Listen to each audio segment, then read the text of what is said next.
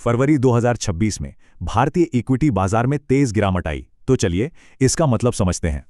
अब सवाल ये है कि क्या ये बाजार का क्रैश है या फिर निवेशकों के लिए एक शानदार मौका। इस घटना को वैल्यूएशन रीसेट कहा जा रहा है। मतलब बाजार से जो फालतू की तेजी थी वो अब खत्म हो रही है।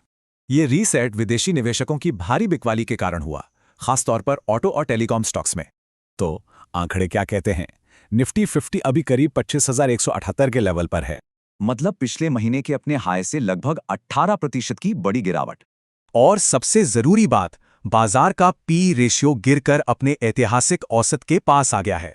लेकिन दिलचस्प बात यह है कि इस गिरावट के बावजूद कुछ बड़े स्टॉक्स ने इस साल बहुत अच्छा परफॉर्म किया है, खासकर फाइनेंशियल और एनर्जी स्टॉक्स, जो बाजार के ट्रेंड के बिल्कुल उलट चले। तो ऐसे में एक इन्वेस्टर की स्ट्रैटेजी क्या होनी चाहिए? कहाँ मौके हैं और कहाँ खतरा? एनालिसिस के मुताबिक ये 5 स्टॉक्स अभी अंडरवैल्यूड लग रहे हैं जिन्हें गिरावट में खरीदा जा सकता है। जैसे कि कोटक बैंक।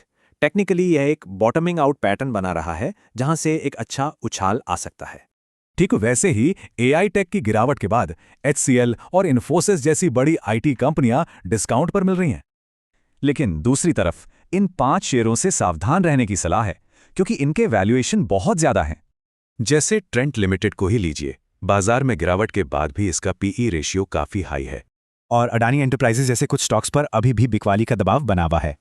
आगे की बात करें तो एक्सपर्ट्स 2026 के दूसरे हिस्से में एक वी शेप रिकवरी की उम्मीद कर रहे हैं।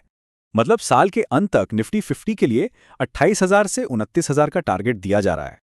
और इस रिकवरी को ताकत मिलेगी अगले साल कंपनियों की कमाई में आने वाली मजबूत ग्रोथ से।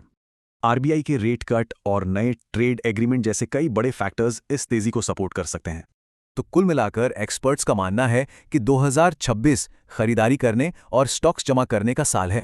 अब देखना यह है कि इस बड़े रीसेट के बाद क्या भारतीय बाजार अगली बड़ी छलांग के लिए तैयार है।